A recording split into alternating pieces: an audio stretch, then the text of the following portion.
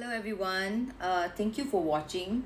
In today's video, I'm going to cover 5 top mistakes that people usually make when they're on a ketogenic diet. So I am quite an ideal person to talk about this because I was doing ketogenic for 6 to 7 years before going to carnivore.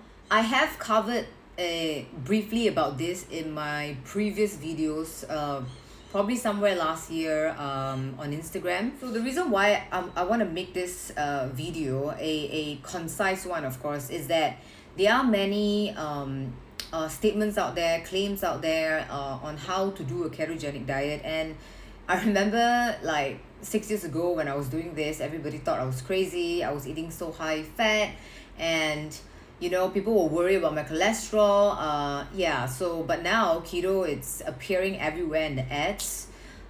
Even here where I'm at, I'm starting to see a lot of cafes and dessert places that is keto. And so I thought, with this popularity, not just riding on the trend, but I think it's important for people to know these mistakes when they start keto. It's because these are the mistakes that I made when I first started keto. I didn't have all this information, but you can take it from people like us who have tried it for quite a while, and then it might help you in some way. So I have seen people who thrive very well on keto because they don't have the same background as me. But of course, I went to strict carnivore for a very specific autoimmune reason. Anyways, let's get down into it. Mistake number 1, I would say it's not prioritizing protein. That it's something that I never saw it anywhere when I was learning all about keto. I think maybe back then the science and people experimenting with their own N=1 story, it's not sufficient enough back then. So what I knew was that eat a lot of vegetable, leafy greens, 7 cups, to get all your minerals. That's the claim.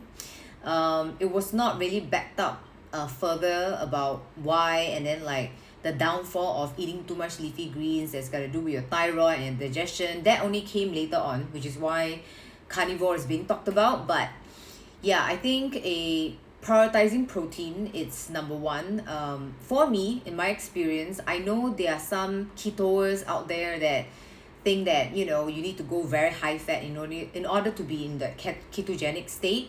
But I think there are two thoughts to this. Some people want to be in that ketogenic state because they want to have mental clarity, right? But there are also those that are trying to do keto, which is, I think most people out there are trying to do some form of weight loss. So if you are just following blindly the ketogenic ratio of like the higher the fats, the better, but then your goal is actually to do body recomposition or weight loss, but you're not eating sufficient protein, I think you might end up with a plateau very easily. So prioritizing protein is number 1, depending on what your ratio is. But I think general rule of thumb, it's 0.8 grams or 1 gram per pound of body weight. Or let's talk about, I will link it down below, how to find out your protein needs based on your height and your weight. I think for me, as an example, I weigh about 49 kg. So I would eat a minimum of 100 grams of protein. And there are many reasons why on a ketogenic diet, if your goal is to do body recomposition, that you need to focus on protein.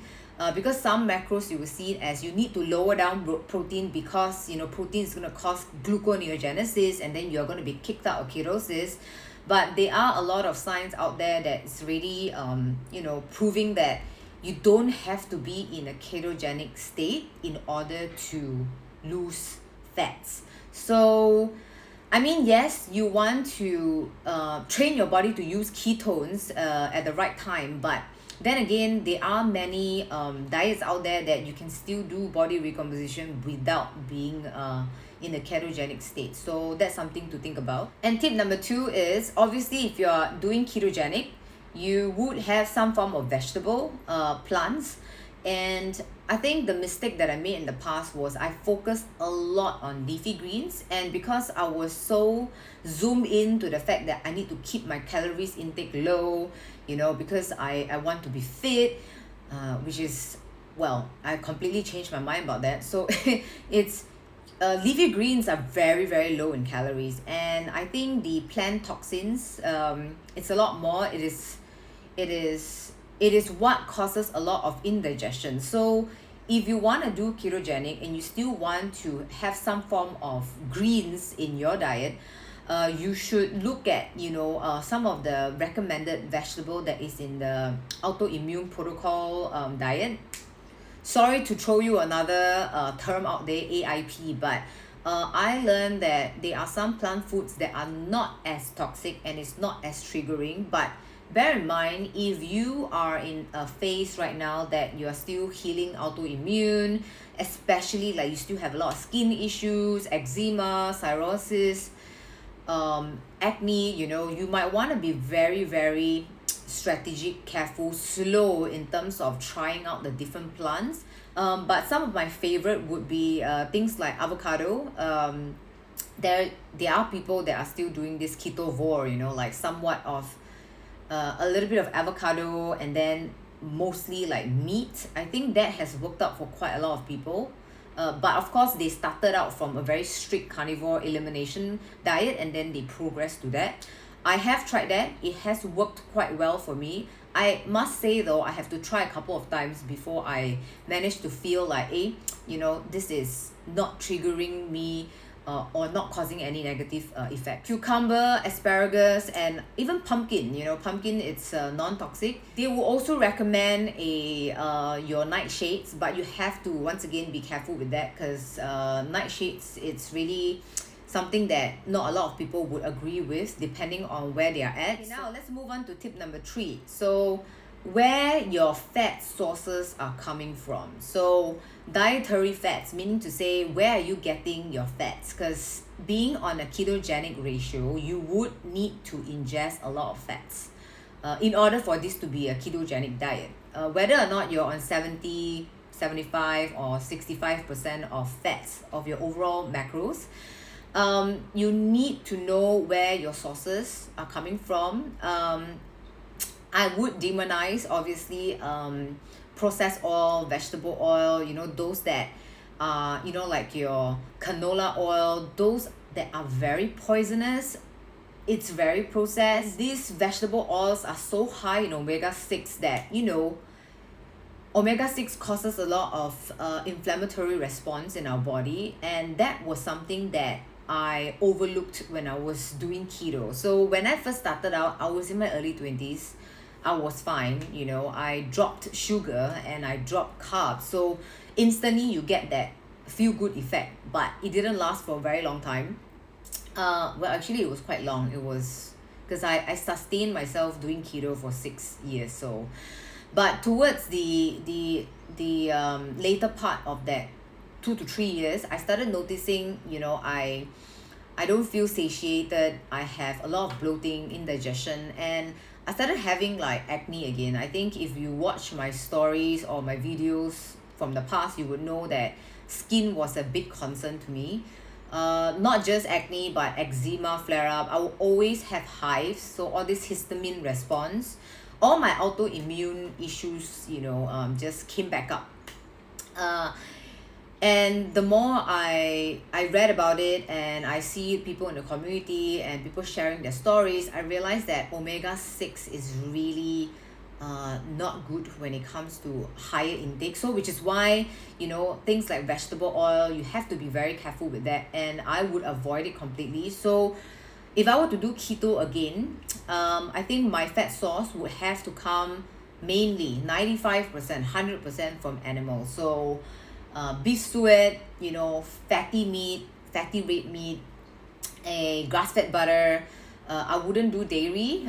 We all know what dairy does when it comes to your hormones. So those would be my fat sources. And one common mistake was because, cheese is very accessible. So I would cook an omelette and I would throw a bunch of cheese, and because I was eating a lot of salad, I would throw a bunch of cheese on it, thinking that that is my fat source.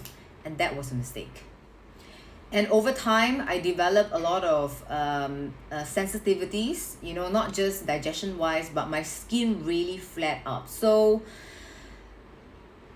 hopefully you will avoid this mistake by getting your fat sources right. So taking it from grass fat, or animal fats is going to help you a lot more, because the omega-3 is going to be higher. And even eating like fatty fish, salmon, sardines, those are great fat sources as well. Mistake number 4, so that is people who focus their meals on keto desserts.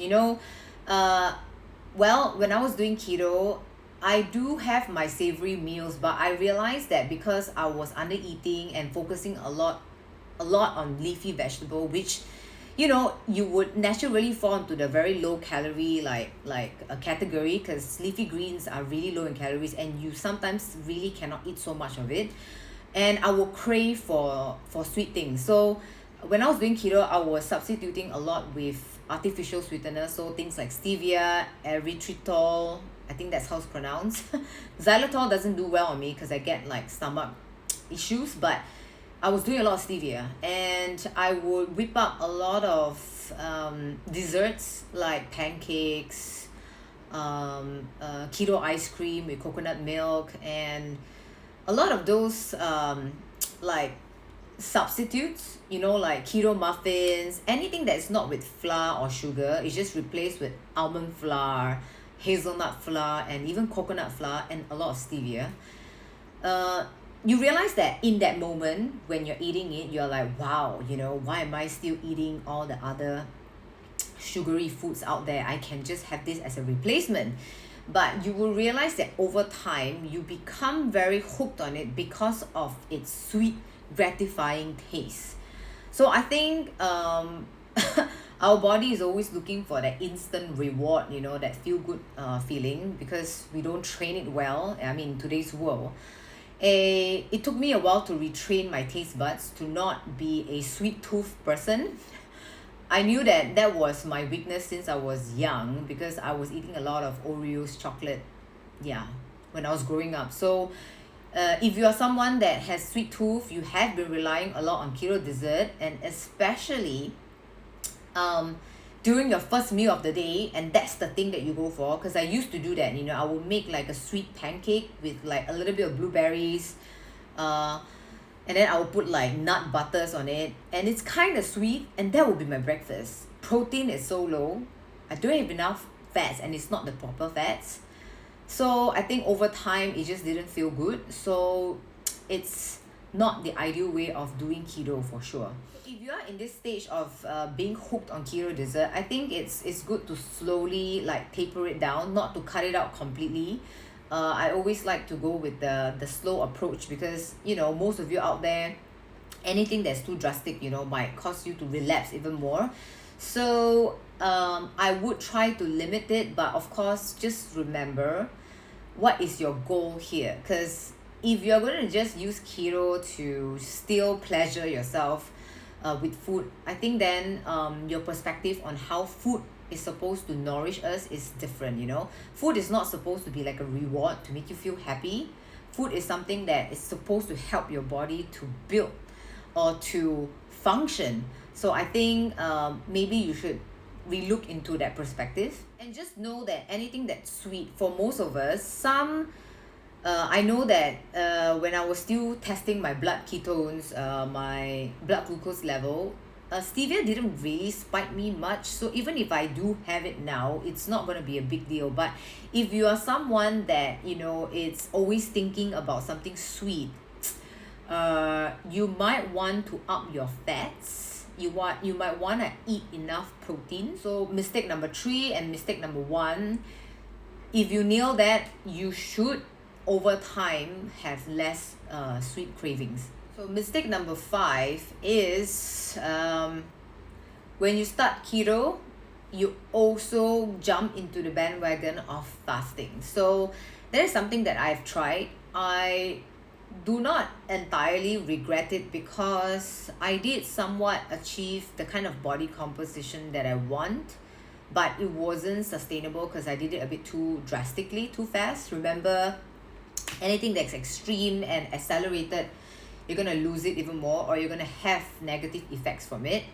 So I think fasting, you have to not to there are many benefits to fasting, but I think my take now is more of, okay, if you are in the average like physique, in terms of you are not too skinny, you're not too overweight, you're in between, but you're just looking to improve your physique, you have to be, I think, realistic that way. If you're not somebody that is super overweight, I don't think you should try fasting at the start. I think you should let yourself adapt to the ketogenic diet first, because when you are trying to adapt to keto and you're also doing fasting, what will happen is that, okay, maybe you're not even prioritizing protein, so that's really quite damaging, and then you try to fast, and then your fat sources are not from animals, and it's mostly from vegetable oils, or like nut butters or cheese, and then you attempt to train your body to fast for to get fat adapted. I mean, that's one point of fasting. I'm not sure how your body is going to try to adapt, because the fat sources that you have are not what the body can readily convert or use. I hope that makes sense. And also, if you're doing ketogenic diet and you are eating a lot of leafy greens, salad, very light meals, not enough fatty meat, and you attempt to fast, you are most likely under eating. You might not, maybe you're doing OMAD, you are not, and then imagine you're doing OMAD and you're eating that giant bowl of salad and whatever the amount of protein is. I can surely say that if it's going to be that 1 hour of feeding, right, you are definitely not meeting your daily calorie intake, like, that is required for you to maintain. So I think it's going to be quite extreme. So know that ketogenic diet is really a way for you to lower down inflammation, for you to slowly heal, if you don't really have very serious sensitivities or autoimmune, which is why people transition to carnivore.